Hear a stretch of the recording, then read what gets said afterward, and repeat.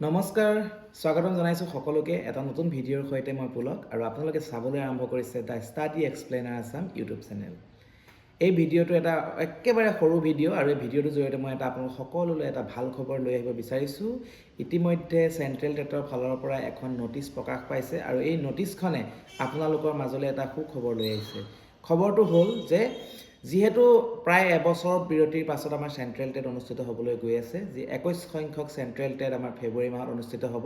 তাৰ কাৰণে ইতিমধ্যে প্ৰায় সংখ্যক শিক্ষাৰ্থীয়ে আবেদন প্ৰক্ৰিয়া কমপ্লিট কৰিছে, কিন্তু তাৰে মাজৰ বহুত সংখ্যক আবেদনকাৰীয়ে 18 আমাৰ যি ডিচেম্বৰ লাষ্ট ডেট আছিল, সেই 18 ডিচেম্বৰৰ আগত তেওঁলোকৰ আবেদন প্ৰক্ৰিয়া সমাপ্ত নকৰিলে। তেওঁলোকে প্ৰচেছটো কৰিলে, কিন্তু সমাপ্ত কৰিবলৈ হয়তো কিবা কাৰণত সমাপ্ত কৰিবলৈ থাকি গ'ল। সেইকাৰণে সেই শিক্ষাৰ্থীসকলক বা সেই আবেদনকাৰীসকলক চেণ্ট্ৰেল টেটৰ তৰফৰ পৰা পুনৰবাৰ এটা সুযোগ দিব বিচাৰিছে যে তেওঁলোকেহে যদি বিচাৰে তেনেহ'লে 27 ডিচেম্বৰ তাৰিখৰ পৰা তেওঁলোকে সেই ৰৈ যোৱা আবেদন প্ৰক্ৰিয়াটো কমপ্লিট কৰিব পাৰিব আৰু এই আবেদন প্ৰক্ৰিয়া তেওঁলোকে কমপ্লিট কৰিব লাগিব 30 ডিচেম্বৰৰ ৰাতি 11:59 ভিতৰত। এই আবেদন প্ৰক্ৰিয়া আৰম্ভ হ'ব 27 ডিচেম্বৰৰ পুৱা 11 বজাৰ পৰা আৰু আবেদন প্ৰক্ৰিয়া সমাপ্ত হ'ব 30 ডিচেম্বৰ 11:59 নিশা।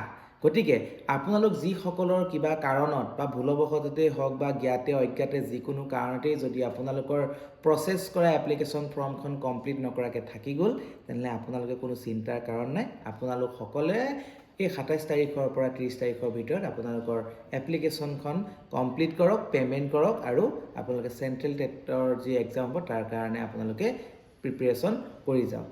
কিন্তু তেওঁলোকৰ ফালৰ পৰা এইটোও জনাইছে যে যিসকলৰ ইতিমধ্যে ইনকমপ্লিট হৈ আছে সেইসকলেহে কমপ্লিট কৰাৰ এইটো এটা সুবিধা প্ৰদান কৰিছে।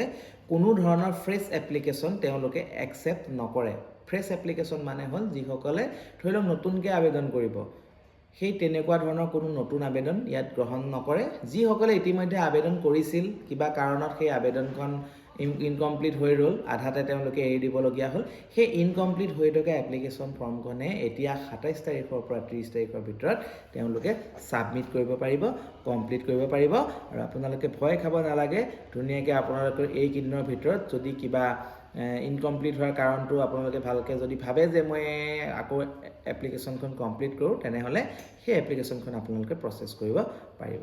গতিকে আজিৰ এই ভিডিঅ'টোৰ জৰিয়তে মই সৰু এটা ইনফৰ্মেশ্যন আপোনালোকৰ আগত শ্বেয়াৰ কৰিলোঁ, কাৰণ বহু সংখ্যকে হয়তো এইখন নটিচ নাপাবও পাৰে, তেওঁলোকে চেণ্ট্ৰেল টেটৰ যি ৱেবছাইট তাত আপোনালোকে ভিজিট নকৰিবও পাৰে। গতিকে এই ভিডিঅ'টোৰ জৰিয়তে মই আপোনালোকক সেই ইনফৰ্মেশ্যনটো দিব বিচাৰিলোঁ। যিসকলে ইতিমধ্যে আবেদন প্ৰক্ৰিয়া ইনকমপ্লিট হৈ আছিল তেওঁলোকে এইটো কমপ্লিট কৰি ল'ব। গতিকে আজি এই ভিডিঅ'টো ইমানেই। পুনৰ এটা নতুন ভিডিঅ'ত লগ পোৱাৰ প্ৰতিশ্ৰুতিৰে আজিলৈ ধন্যবাদ।